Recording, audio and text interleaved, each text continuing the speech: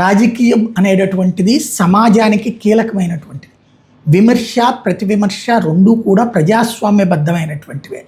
దూషణ ఉండకూడదు, ద్వేషం ఉండకూడదు, కానీ విమర్శ ఉండాలా, ప్రతివిమర్శ ఉండాలా, సమాధానం ఉండాలి, బాధ్యతాయుత తత్వం ఉండాలి. మనం ఏం చేసినా ప్రజలకు జవాబుదారీ. అలాగే మనం కామెడీ చేసుకుంటే నష్టపోయేది రాష్ట్రం అనేది గుర్తుపెట్టుకోవాలి. మావిగనికి ఏ బస్సు ఎక్కాలి సార్ అంటూ నిన్న జోగి రమేష్కి జనసేన కార్యకర్త షాక్ ఇచ్చాడు.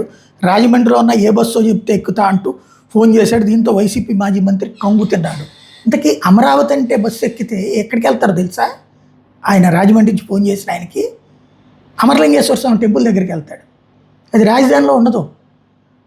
రాజధానికి ఇప్పుడు వెళ్ళాలనుకోండి, ఏ బస్సు ఎక్కాలో తెలుసా? సిటీ బస్సు ఎక్కాలి, వెలగపూడి బస్సు. లేదా అమరావతి వెళ్ళేటటువంటి బస్సులు ఏవైతే ఉంటాయో ఆ బస్సులు ఎక్కితే దారిలో విజయవాడ నుంచి వెళ్తుంటే దారిలో దిగాలి, అంతే. మరి అప్పుడు వెక్కిరిద్దామా దాన్ని? ఎందుకు ఇట్లాంటి వాటి వల్ల సాధించేది? మావిగన్ అనే పదంలో బూతుండొచ్చు, కానీ అమరావతిలో విజయవాడ, గుంటూరు ఇవి లేకపోతే, ఒకప్పుడు సిఆర్డీఏ పరిధి అని చెప్పారు కదా, ఒకప్పుడు విజయవాడ రాజధాని అని చెప్పారు కదా. పోనీ సిఆర్డీఏ పరిధి మొత్తాన్ని నగరమే కదా కావాల్సింది. మచిలీపట్నం తీసేది, పోని గుంటూరు విజయవాడ కలపండి. అలా కలపకుండా 29 గ్రామాల రాజధాని కరెక్ట్ అనుకుంటే మనం ఇలాంటి కామెడీనే జీవితకాలం భరించాల్సి ఉంటుంది.